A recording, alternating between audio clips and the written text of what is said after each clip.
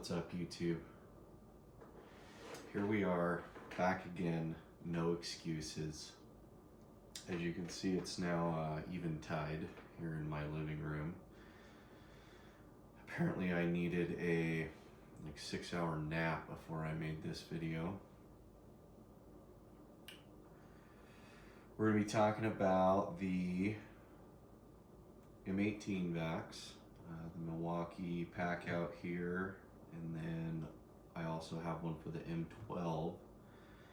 But we're mainly going to be showing the M18 here, and I'm going to be showing you a modification that needs to be made for the adapter to work with the M18 and the Packout here. I've had some issues in the past where people don't fully read the description or see the pictures well enough, and or aren't really, skilled enough to know how to cut the hose like I need you to, so that adapter will work. So we'll be showing you that, and then we'll be talking about just some cyclone stuff, nerding out on the cyclone knowledge. And I'll be bringing up just some stuff about thinking and ideas. So we'll just jump right into showing you the Packout here. And this adapter has been very challenging and extensive on its development. And 90s are pretty hard parts to print in a printer, so I like using these injection molded 90s. You get that really sweet flow in there, but the tolerances inside this vacuum are so tight that this just has to really be manually adjusted. Let's take a look at this here up close.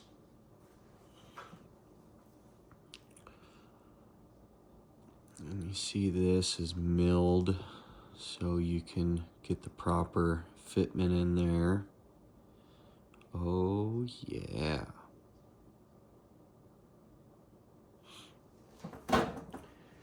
Basically, the mod you have to make with this vacuum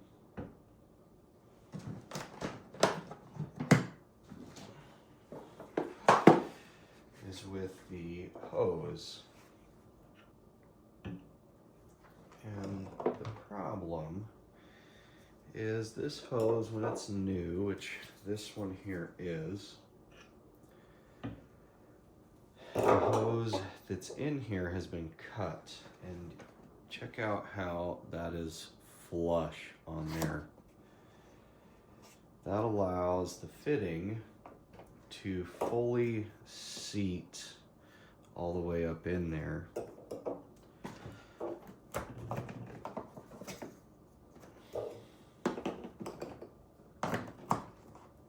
Yeah, see that?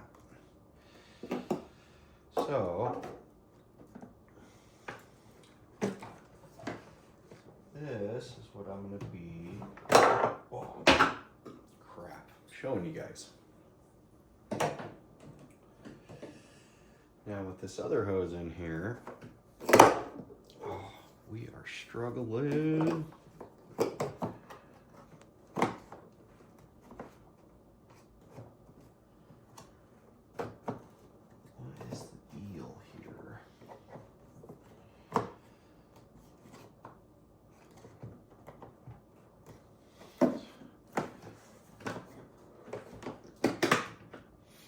Okay, so now you've got that huge lip, and that's a problem.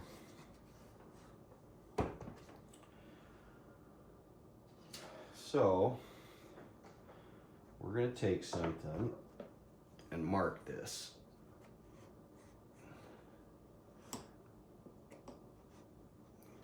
nice mark on there.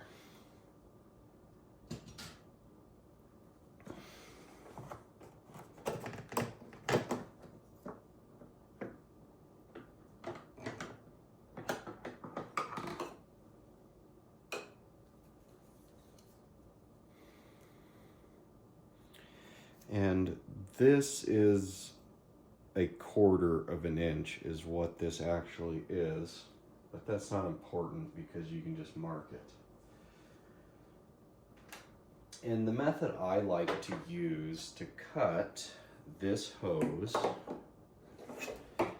is a bandsaw. Now, I realize not everyone is going to have a bandsaw, so we're going to be making 2 cuts.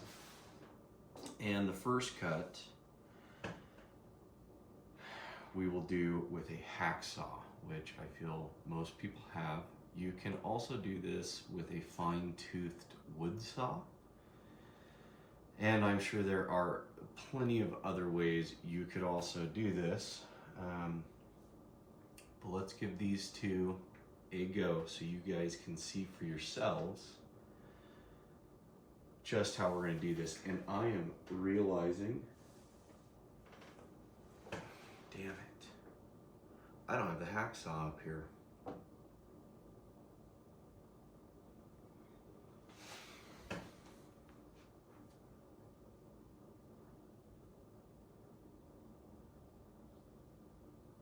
Yeah, I did not get the hacksaw out of the van. Oh, crap. Okay, guys.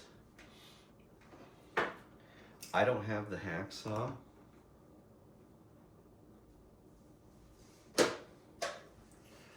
I did, however, remember the bandsaw. So, since I need to get this finished, you ain't getting the handsaw demonstration, but is what you would do is get this clamped somehow and or just hold it and, you know, just slow, cut in front of your line, come in and sand or file. This is not that hard. And the M18, let me show you real fast, actually needs to be cut a little more than the Packout. So, depending on what you buy, you need to make a different cut. And so here's the base of the M18, and you can see how that is much further down. It's 3/4 instead of a 1/4. And that is because on the M18 you have this tip that friction fits in.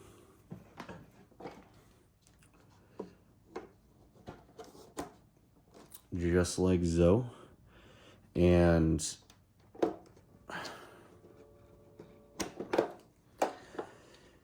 you need to create that by cutting the tip of the hose off. Real fast before we make this cut.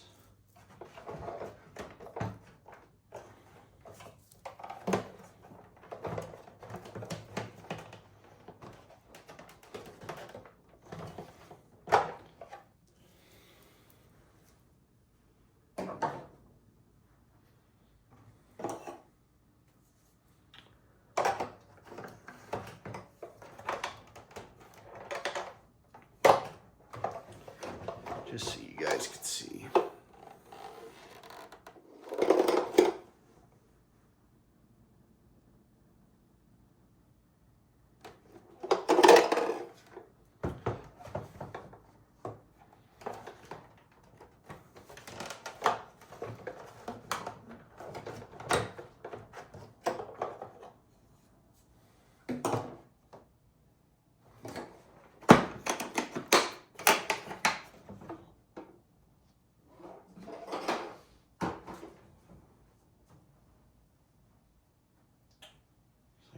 Get some schmoo fall out of that.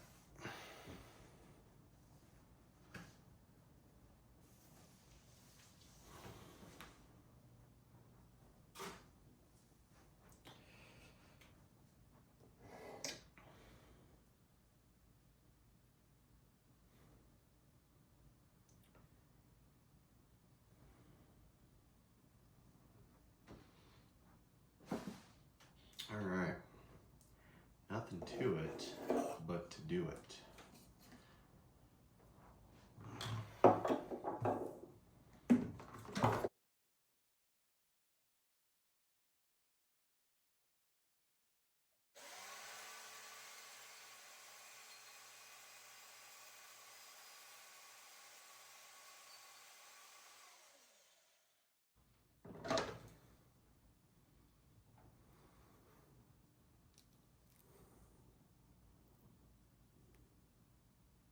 Beauty.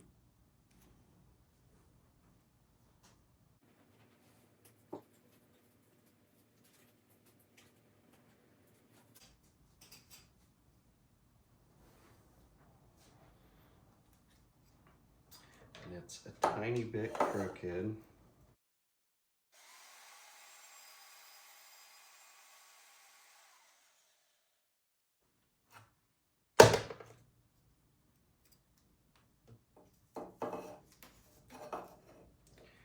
Just kind of bend this stuff back and forth, get it to bust off there.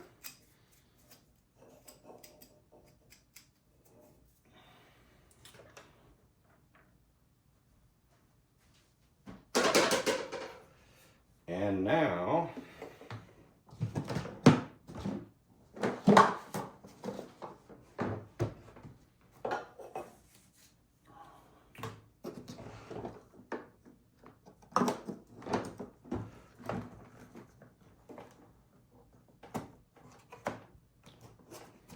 voila.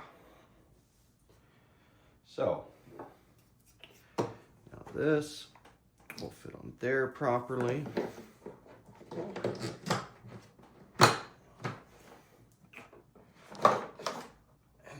then this is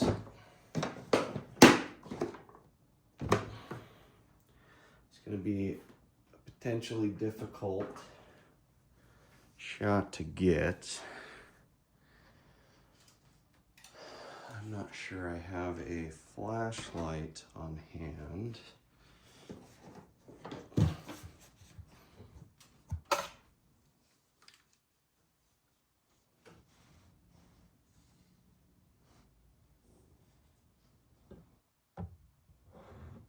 Oh, there it is. Can you see how perfect and tight the tolerances have to be for this? Oh, yeah.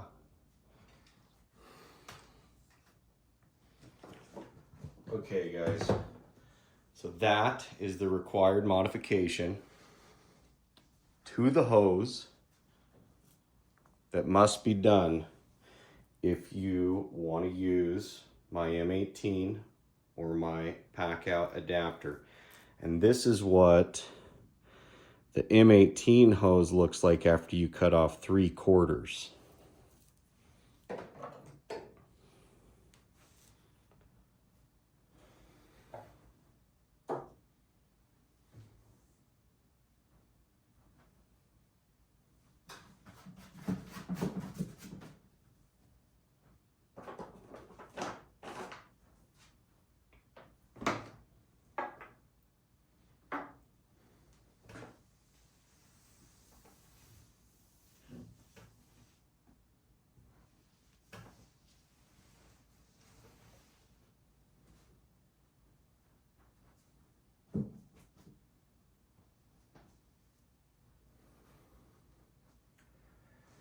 Okay, let's do some chatting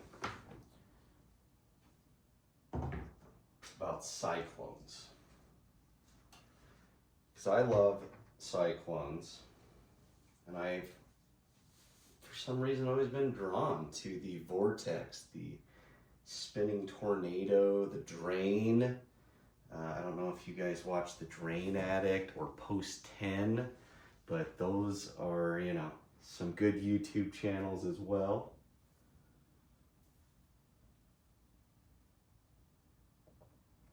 But I've always had a calling, it seems, for this.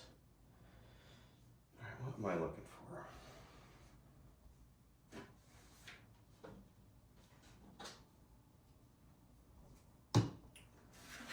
Then, oh shit. Ah. All right, here we go. Today, I'm gonna teach you how to struggle.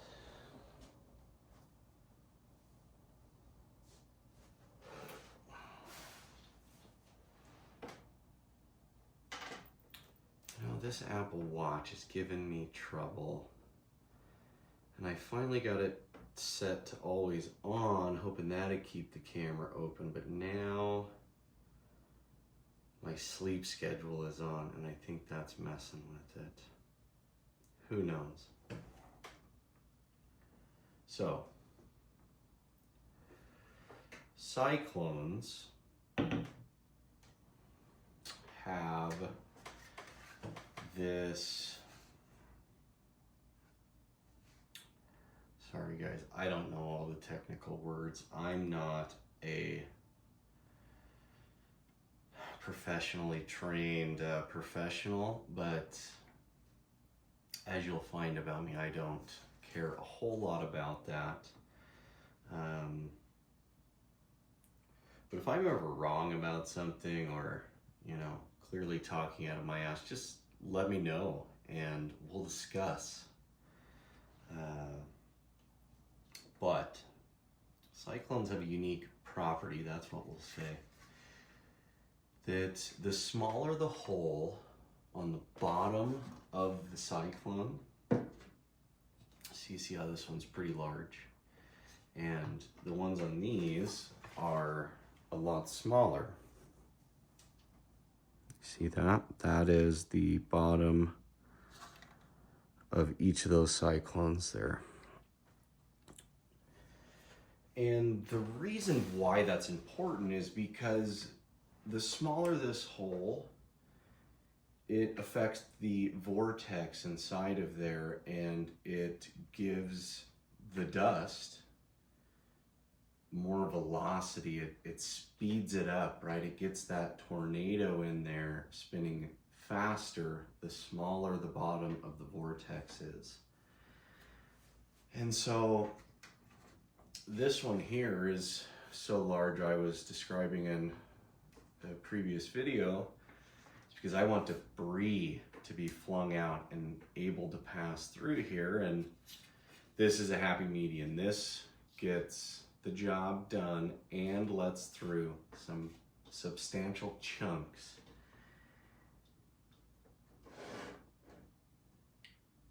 And on like a Dyson vacuum, they've even got rubberized or silicone tips that begin to oscillate from the forces of the vortex to create even a smaller hole at the end of the cyclone. And that, of course, increases the velocity of the cyclone to such a rate that it's getting out just the most insane microscopic dust. And part of the vacuum here, the prototype, the Wizard, which I believe we'll be calling it, is it's got the automated dumping system, and it dumps it into a tube bag that you can then seal and dispose of the dust in a safe manner where you don't waft it back into the air once it's captured. And I've also recognized that when you dump dust into a garbage can that is not ready to be taken out, as you throw things away, it then wafts it out of there, especially if you like toss it in, right? Then you're really wafting that stuff out of there. And The cyclone progression is obviously the best in the world over at Dyson, but just think with me for a second, guys. Would it potentially be better not to have a cyclone that efficient if you're capturing it in a container that you're then having your customers go waft into their kitchen? Would it maybe be better for those microscopic particles to stay lodged in the floor and or just pass through the cyclone into the filter that's washable, where you could at least get some water involved with that microscopic dust, because you're putting it in your kitchen by dumping the bin. But I try to look at life as everyone could be wrong, and you should always examine what you're trying to achieve, and you should not let profits and the way it's always been done get in the way. That's the biggest downfall of our society, is companies stagnate and they don't innovate anymore after their, initial success a lot of times. Or they innovate in the wrong direction and, cause a disaster or something. So it's always good to keep perspective.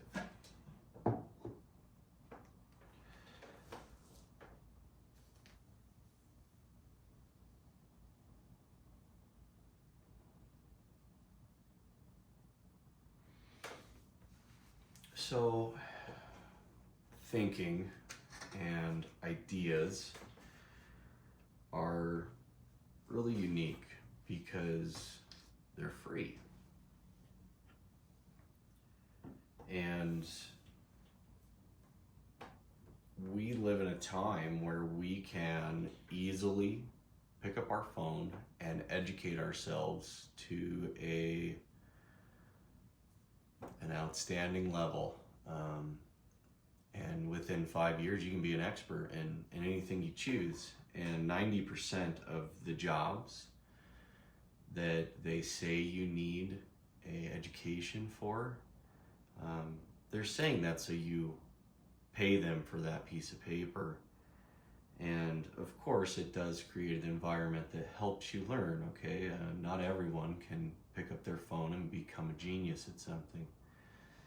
But they could if they wanted to, or thought about it, or knew that they could.